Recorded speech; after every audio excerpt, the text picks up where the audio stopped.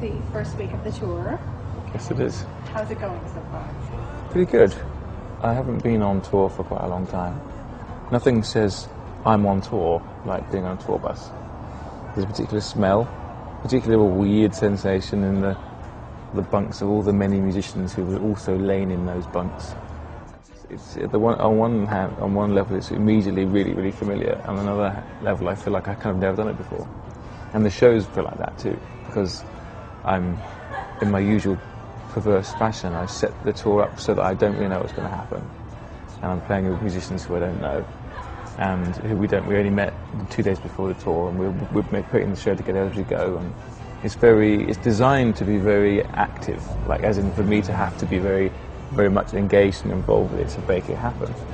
And so I feel like I've never done any shows in my life before. At the same time, I'm obviously a haggard old pro, so it's an interesting sensation.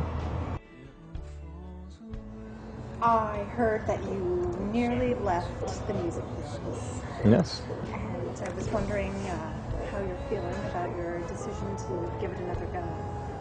It's quite good to retire. I'd recommend it. If anyone's been doing anything for any length of time, I would recommend retiring for a while. It's good. It gives you a good perspective on what you've done and what you might want to do. I wouldn't be here doing this and having put out a new record if it hadn't been prompted and motivated by the most kind of the purest of motivations, which was the songs. Because it's like funded and driven by this kind of really good energy, I feel sort of insulated against the unpleasant aspects of it. Because it's fine, you know. Because I want to talk about it. I actually really want to sing the songs. I want people to hear it because I really sort of love it. You know, it sort of feels surprisingly like my first ever record and my first ever tour, and that kind of return to a sort of professional state is probably the only way I could have come back.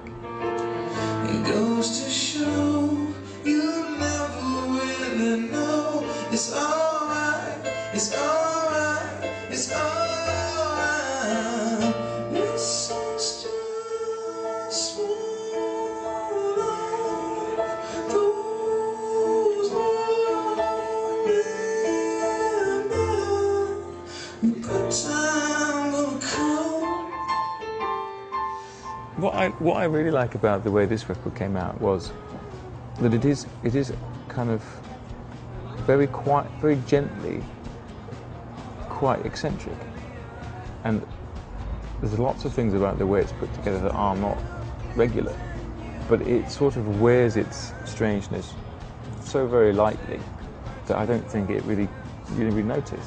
You know, but I think that as time goes on, people who have the record and spend a bit of time with it will enjoy finding out and going, hang on a second, it's a bit strange, there's no snare drum on this record, or whatever the things are that there are. And so that's what I really like, that as a sort of, feels like an achievement creatively, to have made something which has a little sonic world all of its own. It sort of feels like it doesn't really have anything to do with anyone's music apart from my own, which is nice to feel, and I sort of feel like that maybe, like I've arrived at that place as a writer or a producer or something, of having my own little world, and this very pleasing little world to be in. What I found to be interesting was that you had not one, but 3 female artists. Well, that was a really, really nice development in this record. I had that idea as a concept because so many of the songs were just 2 characters, and they were often sort of head to head. It was kind of conversational and very candid, and it felt like that there should be 2 people in the songs, in the scene, sort of thing. So that was part of it, and having experimented with that idea on another album of having a different vocalist come in and sing part of a song, and how dramatic that was, and how interesting, how that shift of the protagonist sort of thing cast a really different light on my part of the song. and on the words and everything. I really thought that was really rich, and I wanted to do more of that. I had to cast Kelly Sweet for Sundowning because it needed to be this like flat, dispassionate, depressed sounding lady, you know, cool and removed. That's the right character for that job. And then like for New Friend, it had to be this kind of bounding kind of outrageous gospel singer, and so there had to be Leanne because that's what she does, and she's fantastic. And then for Remember Us, it had to be a friend of mine, sort of thing. You know? It needed someone who really needed to know something about me to understand how to sing that song, to bring the right level of sort of sad tenderness to it. And Sarah, us being friends, and her having, I think, a real insight into what my music means to me, and she found this lovely kind of frail, because she's such a big singer, you know, but she found this great, slightly broken, frail voice that was just so good. Tell me I was right to care. Well, you know that I'm in love with you. Yeah, you know that I'm in love with you. Yeah, you know that I'm in love with you. Stepping out into the thin air. I believe again, I believe again, I believe again, I believe again, I believe again, I believe again. I believe again, I believe again, I believe again, I believe again, I believe again, I believe again.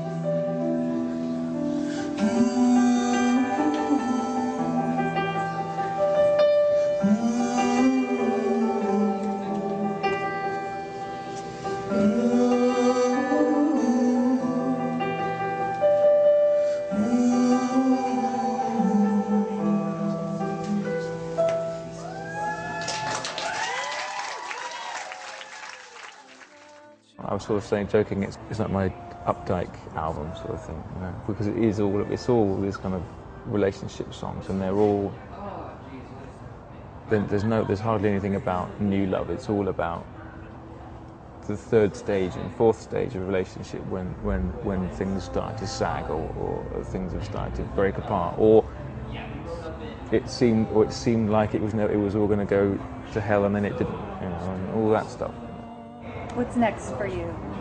Just see the album out safely into the world, you know.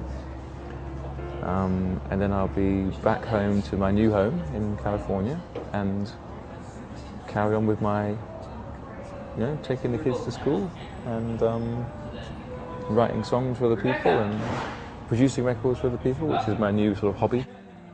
And we'll just see, you know. But what the most significant thing for me that's happened, and it's quite wonderful really, is that I've gone from being confident I didn't want to do this anymore, to being confident that this is going to be my last record, to now being confident that I want to find a way to carry on making music and doing my thing, because it turns out I still really love it.